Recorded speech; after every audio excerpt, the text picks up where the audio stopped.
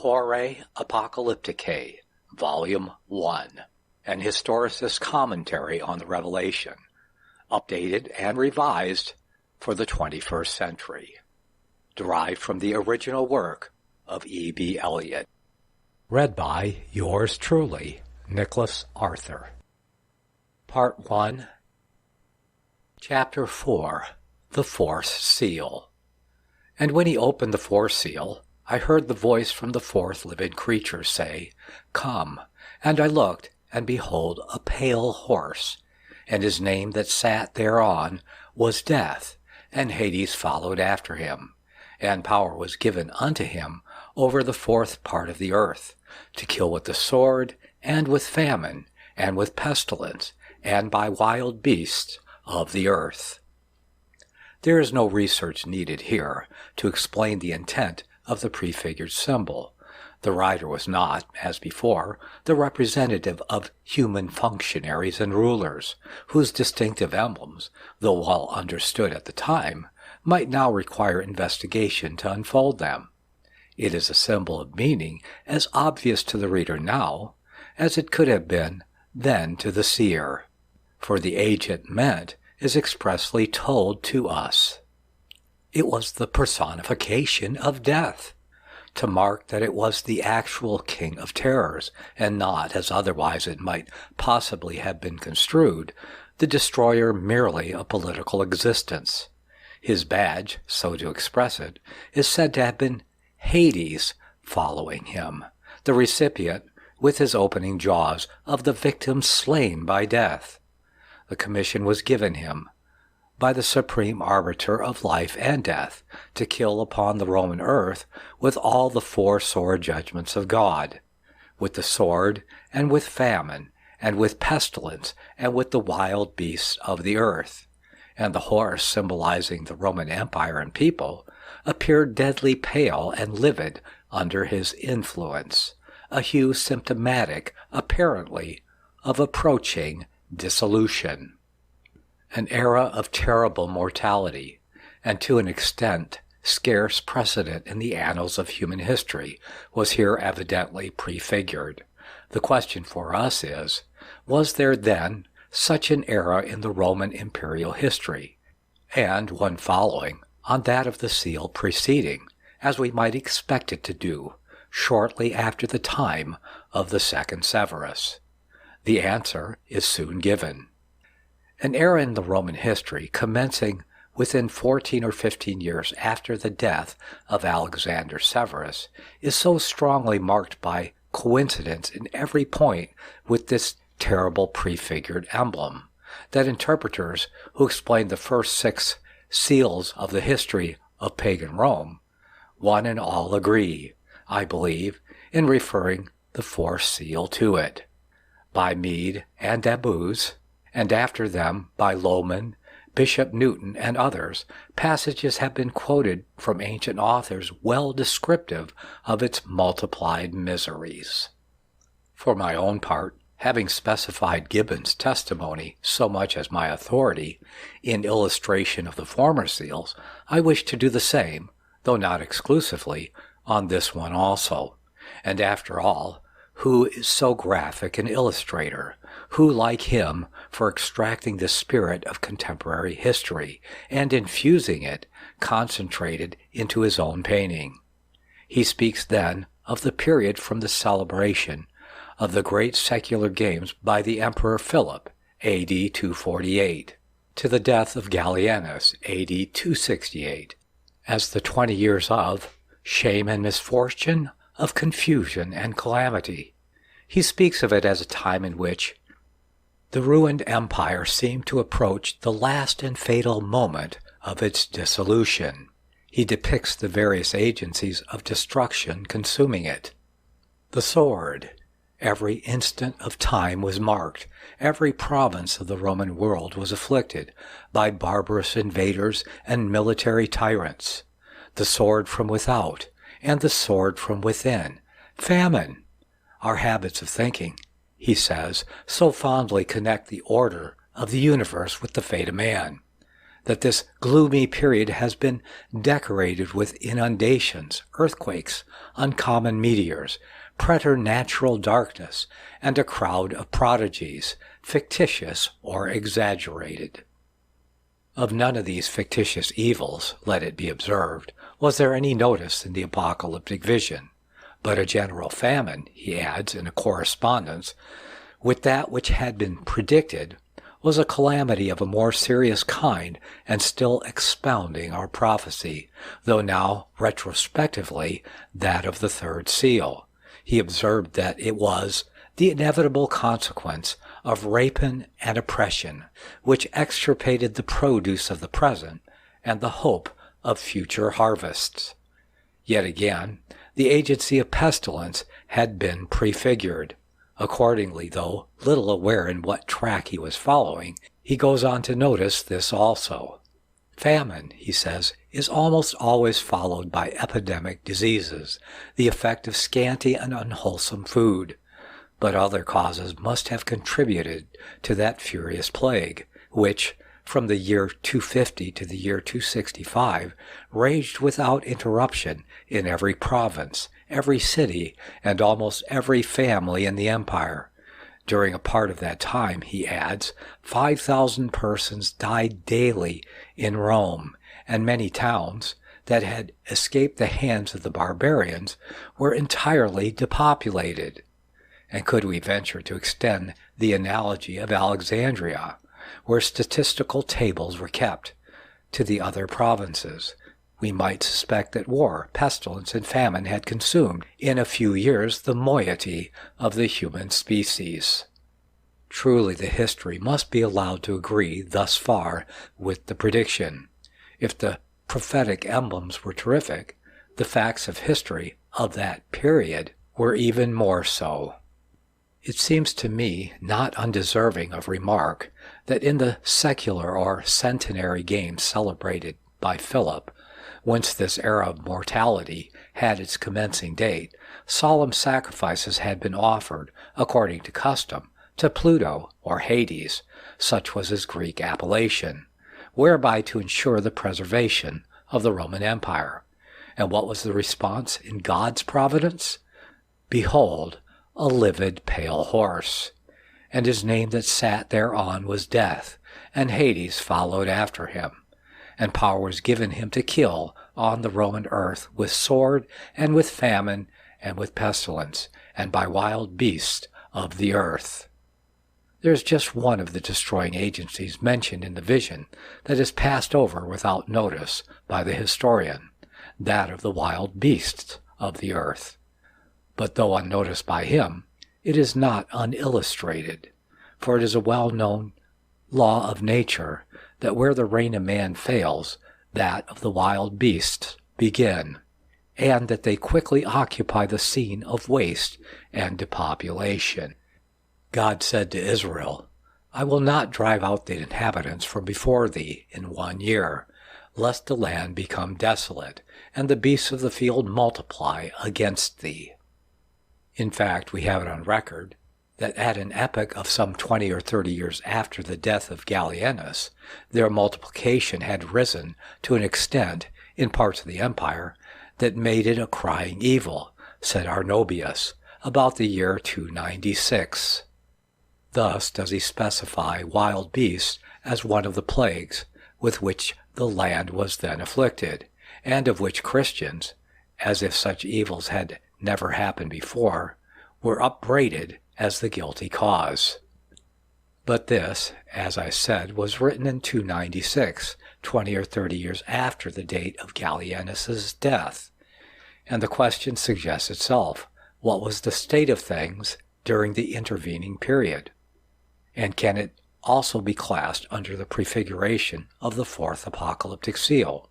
A good question, this quite necessary to attend to, as I date my fifth seal not until the year 303, and the rather, as it has been asserted that the whole interval was one so markedly of restoration, not destruction, as to be directly contrary to, and not in accordance with, the symbolization of the seal before us. The answer to this question involves, of course, an historic review of the period intervening, more especially up to the notable epoch of Diocletian's quadripartition of the empire AD 292, which I regard as the included terminus of the fourth seal. It shall be given as briefly as possible. A fuller abstract has been given elsewhere. It is to be understood that after the Emperor Valerian's disastrous capture in the 6th year of his reign, AD 260, by the Persian king Sapor, leaving Gallienus, his son and associate on the throne, sole emperor, Gallienus's wretched character induced surrections and rebellions so frequent and universal that the rival assumers of the purple during the next 12 or 14 years are designated by Pollio and other historians as the 30 tyrants.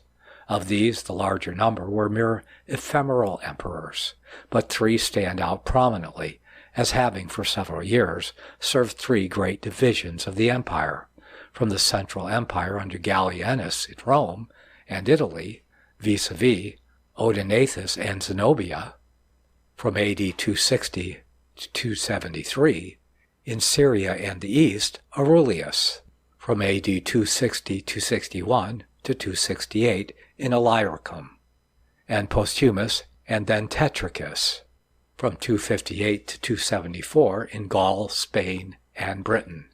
Such was the empire's mutilated internal state at the time of Gallienus's death in March 268, and on the election of Claudius, the first of the 5 restoring emperors, as his successor. On his election, the cry of the Roman people and Senate to him was, "Save the empire." Aurelius's own soldiers opened the way to this by assassinating him at Milan. Then came the news of a terrible Gothic invasion. Claudius wrote thus on his road to the Senate: 320,000 Goths have invaded the Roman territory. The whole republic is fatigued and exhausted. The strength of the empire, Gaul and Spain, with Britain too, are usurped by Tetricus, and the archers of the east serve under the banners of Zenobia.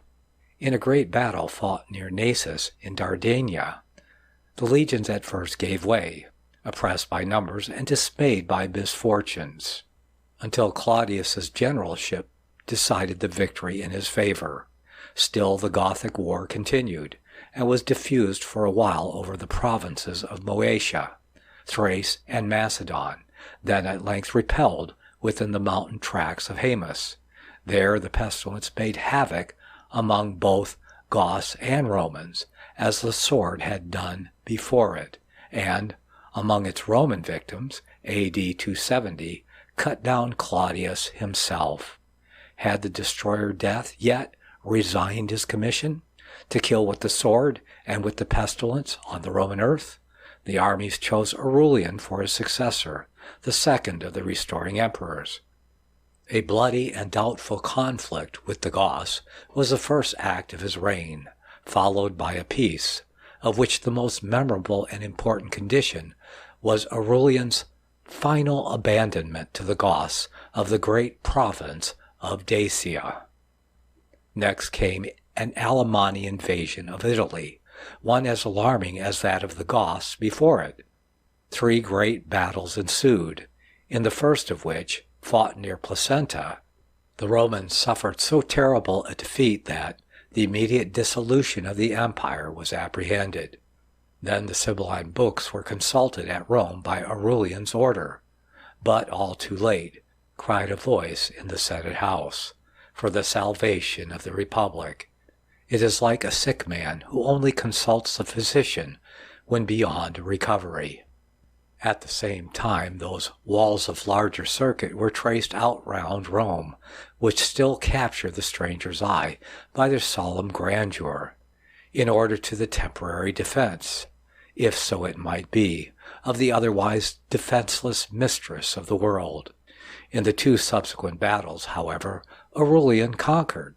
The actual dissolution of the empire was prevented, and Aurelian proceeded to reunite the empire, those vast separated numbers that Claudius's letter made allusion to. of Gaul and Spain in the west, and Syria in the east.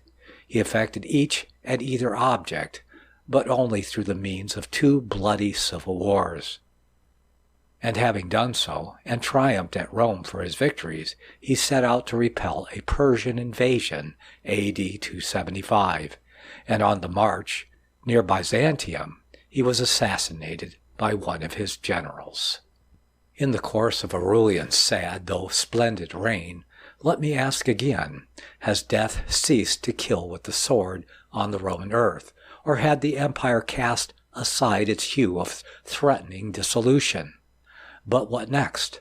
Says Gibbon, the strength of Aurelian had crushed on every side the enemies of Rome, but after his death they seemed to revive with an increase of fury in numbers. In the year next following, we read of hosts of the Alani that, spreading themselves over Pontus, Cappadocia, Cilicia, and Galatia, traced their course by the flames of cities and villages, but who were at length repulsed by the emperor Tacitus, and then of that emperor's sudden death, likely by assassination, and also the assassination of his brother and successor Florian.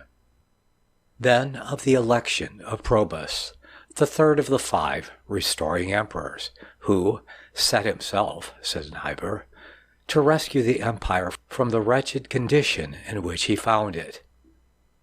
First came the deliverance of Gaul, oppressed by invading armies of Franks, Batavi, Burgundians, and other barbarians, who since Aurelian's death had ravaged that great province with impunity, then a successful inroad into Germany, and a peace, of which one of the conditions, to which Gibbon calls attention, was that the barbarians should supply the Roman army with 16,000 recruits, for, he says, the infrequency of marriage and ruin of agriculture had affected the principles of population, and not only destroyed the strength of the present, but intercepted the hope of future generations.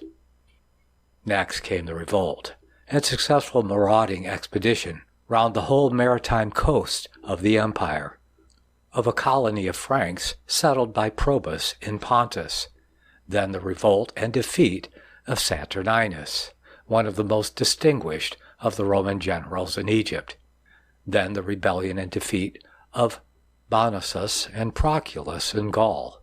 So at length, in the year 281, all enemies seeming to be vanquished, Probus, like Aurelian before him, triumphed at Rome, and, like Aurelian, was immediately afterward assassinated.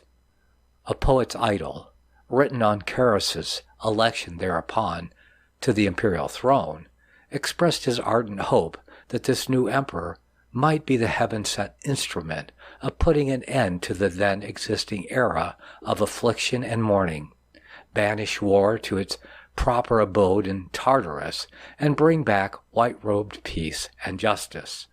Had death, in his view, ceased to destroy on the Roman earth, even under Probus, or the empire assumed a healthful or joyous hue?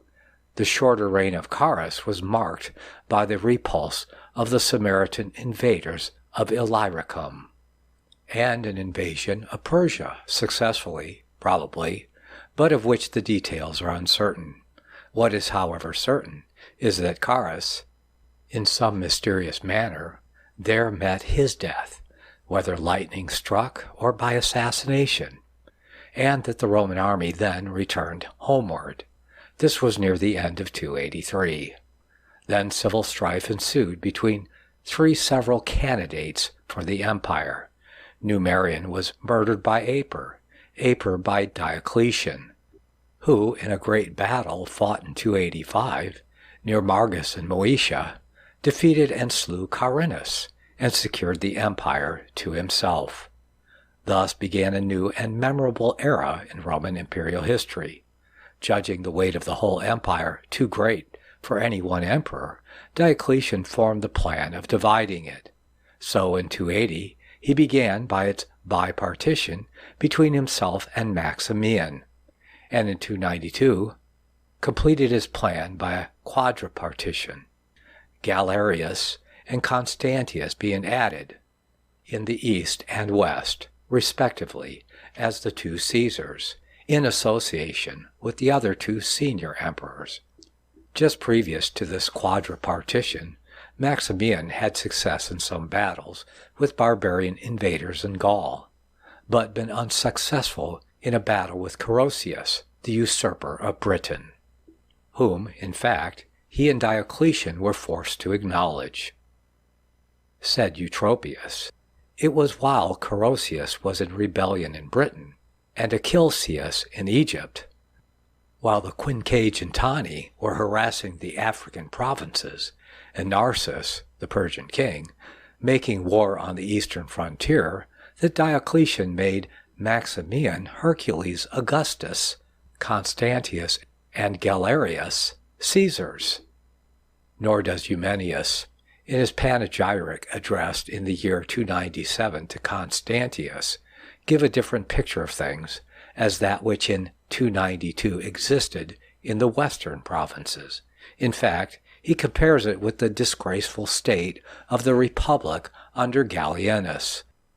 Mamertinus, in his previous panegyric of 289, had declared the reign of famine and pestilence to have continued down to Maximian's accession in 286.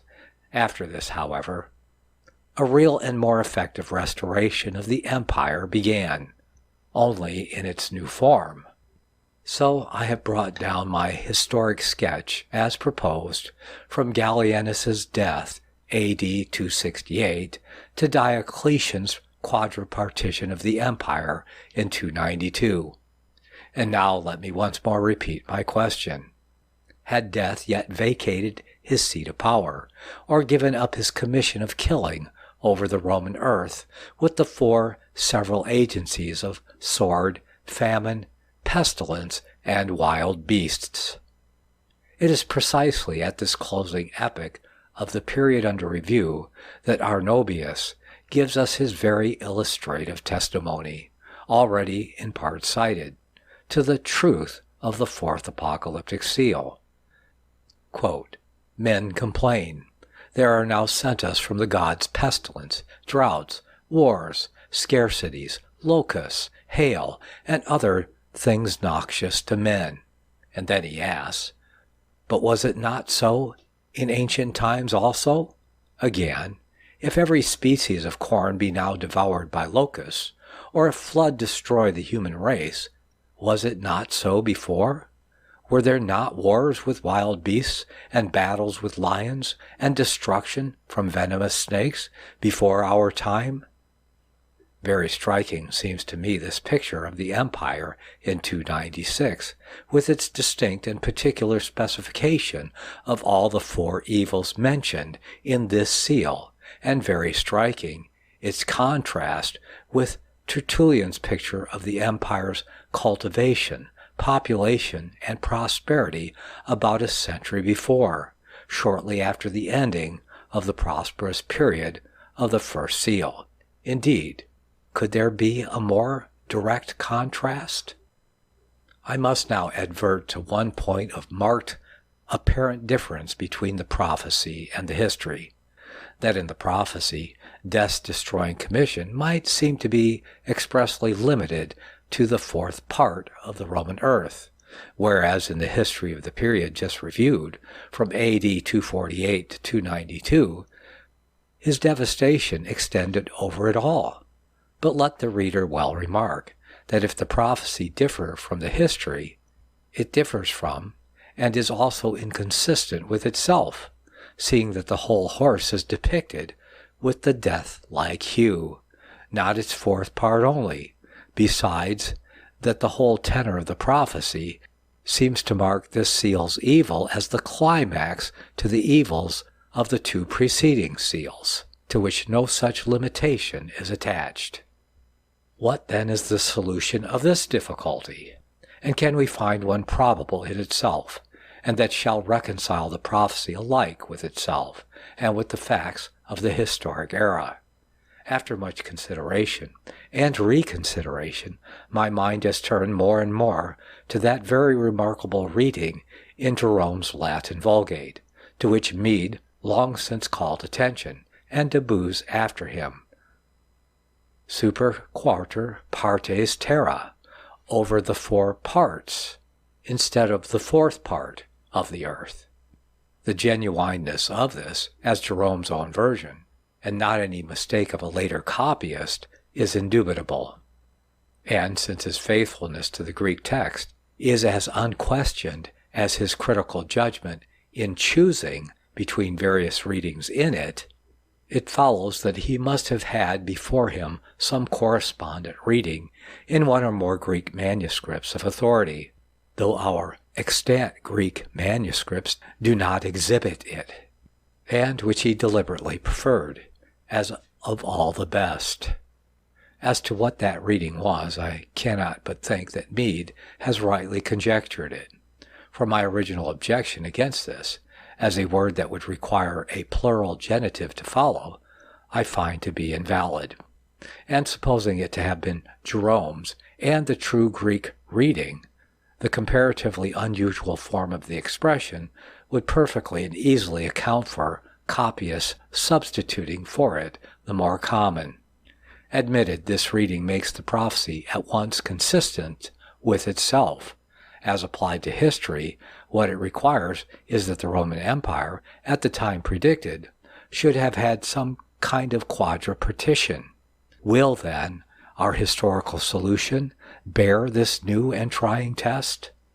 Turn, reader, and read the answer to this question in the fact of the then 3 great divisions of the empire from the central or Italian fourth, those of the west, east, and Illyricum, under Posthumus, Aurelius, and Zenobia, respectively, just as saying quadrant partition, in fact, which was soon afterwards adopted and legitimized by Diocletian, and which, as I may hereafter observe, was in a measure the original of that other famous apocalyptic division, of which we read in the first 4 trumpets.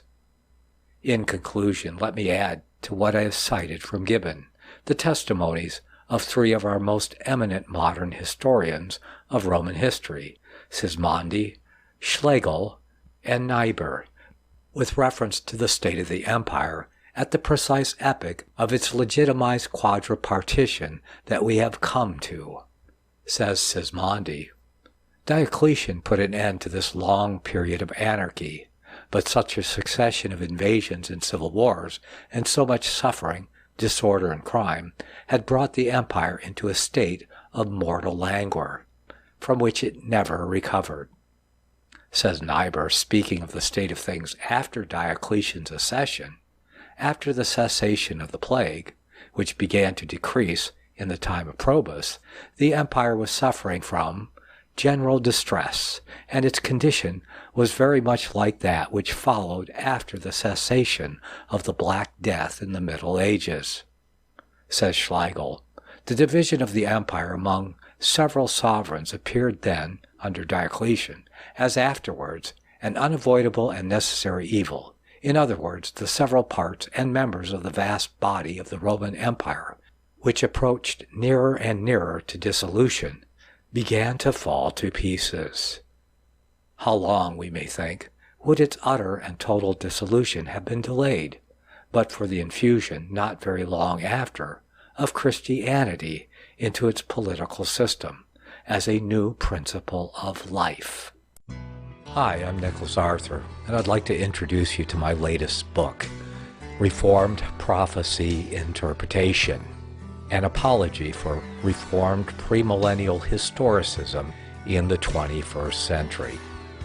As with primitive biblical Christianity, historicism is the method of prophecy interpretation restored with the advent of the Protestant Reformation, and had become so widely held that for a long time it was called the Protestant view. My book is not so much about the errors of dispensationalism or amillennialism. Rather, it is about the historicist alternative to understanding many of the same passages from the vantage point of prophecy fulfilled in history.